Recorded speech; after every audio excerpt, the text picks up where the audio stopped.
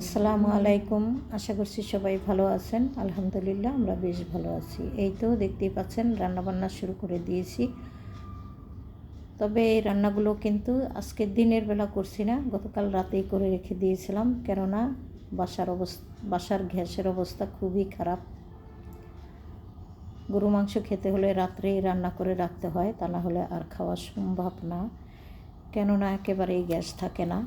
তো ইচ্ছা করলে আমি এখানে কিন্তু মাংসগুলো হাতে একবারে বসিয়ে দিয়ে হাতে মেখে দিতে পারতাম, কিন্তু আমি সেটা করলাম না।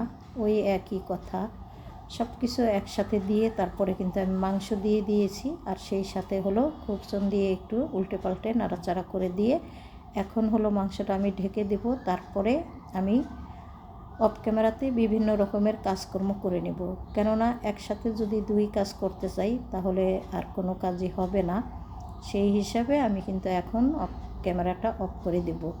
যেহেতু গরুর মাংস রান্না করতে অনেকটা সময় লাগে, তো একাধারে কিন্তু রান্নাটা শেয়ার করা আপনাদের সাথে সম্ভব না।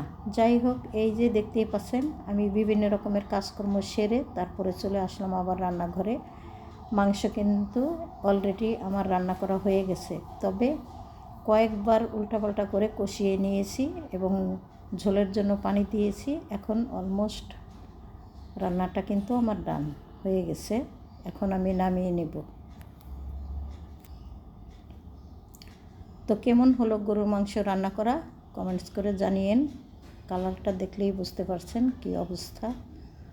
আশা করছি ভালোই লাগবে আপনাদের কাছে। আমাদের কাছে তো দুর্দান্ত লেগেছে। যাই হোক, আরও কিছু ভিডিও আপনাদের সাথে শেয়ার করি। দেখেন, এই যে পাতিলের ভিতরে দেখতেই পাচ্ছেন, এখানে কিন্তু খেজুরের গুড় পানি দিয়ে রস করে রাখা হয়েছে। আর আরেকটা চুলাতে কিছু দুধ জাল করে নিচ্ছি।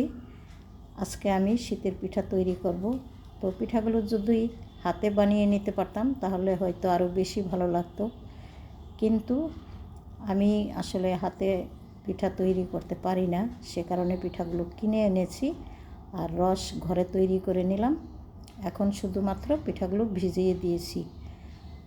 তো খাওয়ার সময় আপনাদের সাথে শেয়ার করব এরকম একটা ইচ্ছা ছিল, কিন্তু বাসায় গেস্ট আসাতে হঠাৎ করে আপনাদের সাথে আর সেইগুলো শেয়ার করতে পারিনি।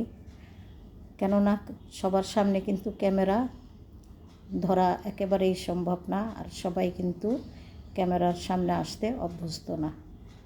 যাই হোক, যতটুকু পারলাম আপনাদের সাথে শেয়ার করলাম। সবাই যত ভুল ত্রুটি আছে ক্ষমা সুন্দর দৃষ্টিতে দেখবেন। আর লাইক কমেন্ট শেয়ার করে সাবস্ক্রাইব করে আমার পাশে থাকবেন আশা করছি। এই যে দেখতেই পাচ্ছেন বিকেলবেলা কিন্তু আদা চা করে নিচ্ছি। এই চা খেতে খেতে আপনাদের কাছ থেকে বিদায় নিব।